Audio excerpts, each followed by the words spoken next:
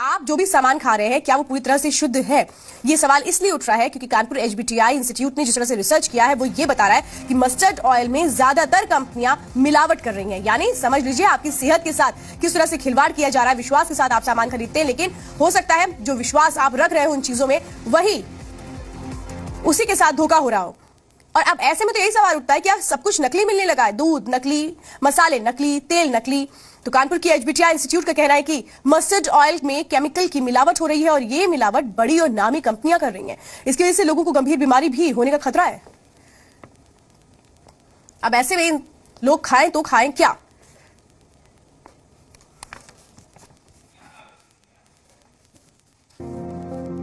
भारत में सरसों का तेल सदियों से खान पान में इस्तेमाल होता रहा है।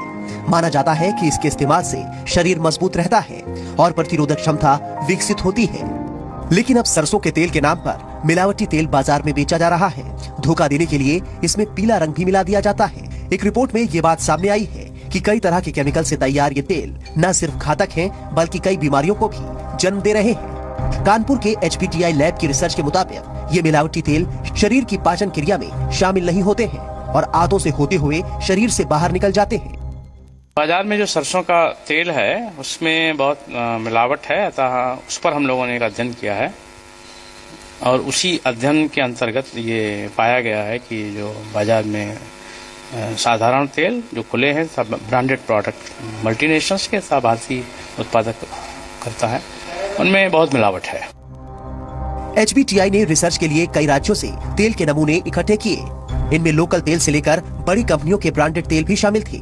8 महीने की रिसर्च से पता चला कि तेल में कुछ केमिकल तो मानक से 20 गुना अधिक मात्रा में मौजूद थे। रिसर्च से पहले भी ये साबित हो चुका है कि सरसों की जगह अर्जिमोन के इस्तेमाल से ड्रॉपसी जैसी बीमारी हो सकती है। ये बिल्कुल जहर है क्योंकि इससे बहुत गंभीर रोग हो सकता है जिसे कहते हैं एपिडेमिक ड्रॉपसी। ये एपिडेमिक ड्रॉपसी बहुत खतरनाक बीमारी है। इसमें सूजन के अलावा जब ये पानी भरता है, ये पानी पूरे शरीर में फैलता है, फेफड़े तक पहुंच जाता है और फेफड़े से ये हार्ट तक में जोर डालता है और हार्ट में इतना प्रेशर डालता है, हार्ट फेलियर हो जाता है। इस रिपोर्ट के बाद केमिकल इंजीनियरों ने ऐसे तेल से होने वाली बीमारियों का पता लगाने के लिए मेडिकल बोर्ड गठित करने की सिफारिश की है। वहीं आम आदमी भी रिपोर्ट के बारे में जानकर हैरान परेशान है। पहले भी ये बात सामने आ चुकी है कि देश में जितना सरसों पैदा होता है उससे ज्यादा तेल बाजार में मौजूद है। ऐसे में मिलावटी और नकली तेलों पर रोक लगाकर ही आम आदमी की सेहत का ख्याल रखा जा सकता है। तो आप जो भी खाइए कम से कम ये सोच के खाइए या समझ के खाइए, देख कर खाइए कि दरअसल उसमें कहीं ऐसा तो नहीं है मिलावट है। अगर लग रहा है आपको खाने में कि टेस्ट में कुछ फर्क है या कुछ भी है तो फिर अलर्ट हो जाइए। तो नकली खाद्य तेल लीवर को किस तरह से नुकसान पहुंचाता है ये हम आपको बताते हैं। ये शरीर के डाइजेशन सिस्टम को भी बुरी तरह से हिलाकर रख देता है। नकली खाद्य तेल से हाइपरटेंशन और कोलेस्ट्रॉल बढ़ता है। नकली खाद्य तेल की वजह से किडनी भी खराब हो जाती है।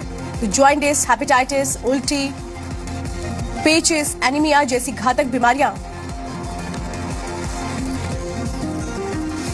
मिलावटी तेल से हो सकती हैं। यानी कि सीधा सीधा आपकी सेहत के साथ खिलवाड़ हो रहा है।